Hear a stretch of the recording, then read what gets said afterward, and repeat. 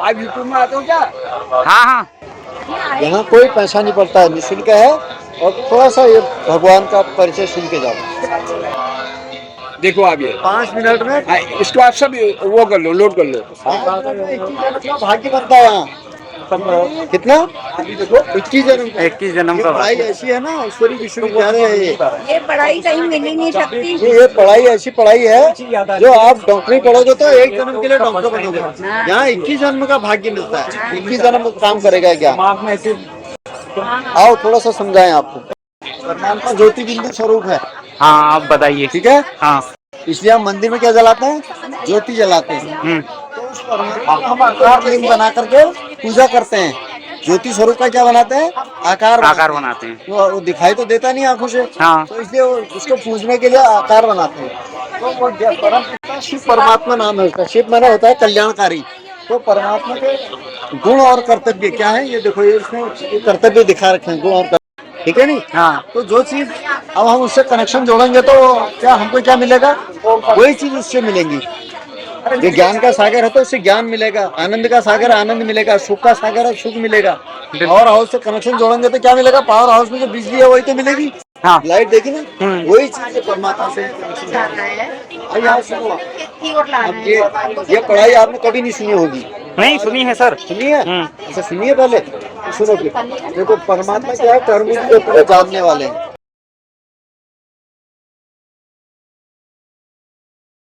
अब परमात्मा में हाथ पैर तो है नहीं, काम कैसे करेगा? क्या कह रहा है? ब्रह्मा द्वारा सत्य की सृष्टि की स्थापना करता हूँ। कौन सी सृष्टि की? सत्य की सृष्टि की। इस समय कौन सी सृष्टि है? कलयुग की सृष्टि है।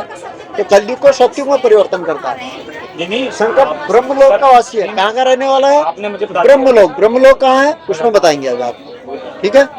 ब्रह्मलोक शंकर द्वारा असुर सृष्टि का विनाश करते हैं। गुरु के भंडार है, दिव्य दृष्टि विधाता है, बिंदु रूप ज्योति स्वरूप है, काल के बंधन छुड़ाने वाले हैं, सृष्टि के आदि मध्य अंत के ज्ञाता है, आनंद के सागर है, सुख दुख से न्यारे है, शांति के दाता है, दिव्य बुद्धि के दाता है, पतित पावन है, सदगति दाता है, सबके सुख के दाता है, नर से श्री नारायण बनाने वाले हैं, पत्थर बुद्धि को पारस करते हैं, ज्ञानामृत के सागर है, सच्चित आनंद स्वरूप निराकार है, विष्णु द्वारा दैवी सृष्टि की पालना करते हैं, शांति के सागर है, ब्रह्मा विष्णु शंकर के भी रचयिता त्रिमूर्ति हैं, जीवन नैया को पार ले जाने वाले हैं, परम पिता परम शिक्षक सदगुरु हैं, जन्म मरण से न्यारे, प्रेम के सागर है, अकाल मूर्त है, मुक्ति जीवन के दाता, दुख हरता सुख करता है।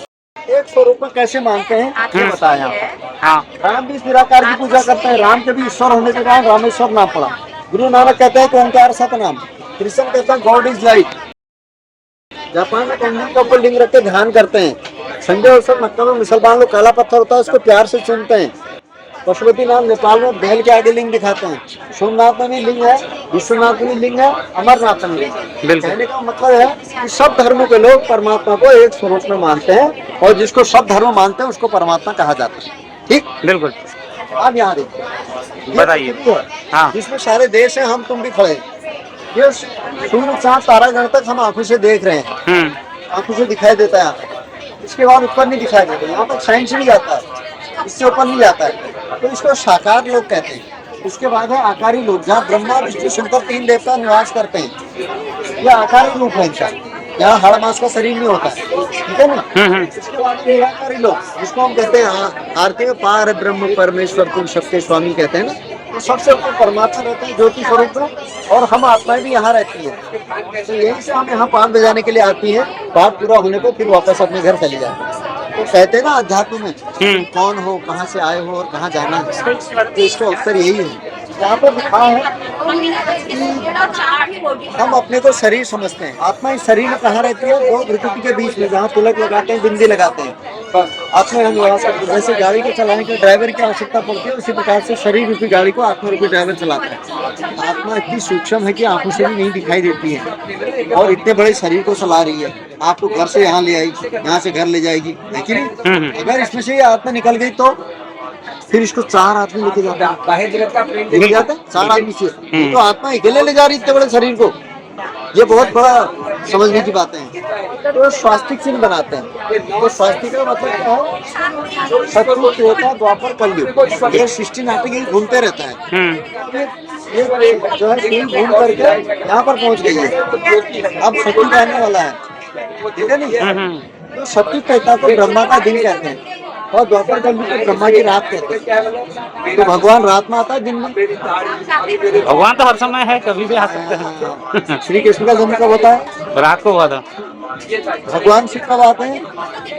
शिवरात्रि कहते हैं, कहते नहीं हाँ, हाँ। कहते? तो ये बात को ध्यानपूर्वक सुनना। हर समय नहीं रहता भगवान, हर समय भगवान रहते तो ना यहाँ पर तो कोई बुराइयां होती नहीं, क्योंकि ज्ञान का सागर है, आनंद का सागर है। तो आनंद होना चाहिए सब में।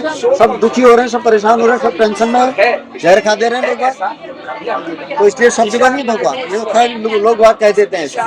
तो सत्युग त्रेता को राम राज्य कहते हैं और द्वापर कलयुग को रावण राज्य कहते हैं। राम राज्य में क्या होता है? सुख, और रावण राज्य में क्या होता है? दुख। रावण राज्य।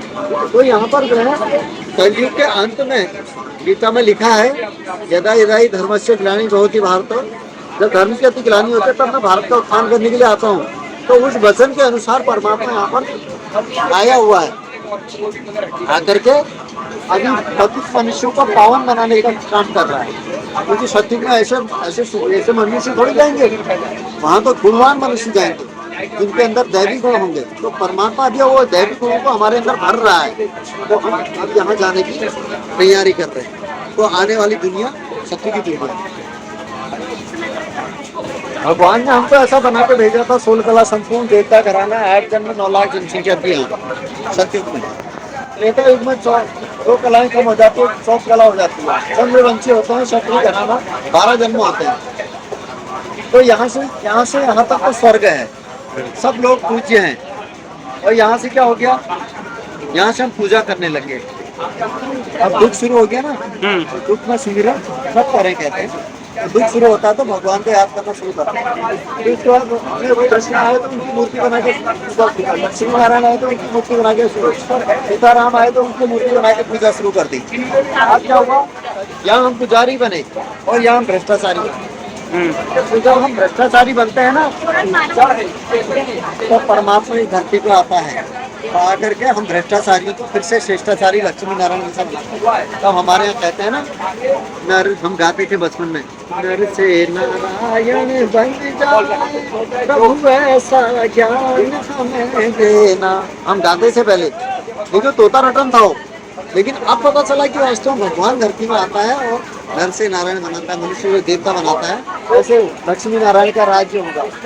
100% सुख, 100% शांति, प्रेम, आनंद से भरपूर होंगे वहाँ।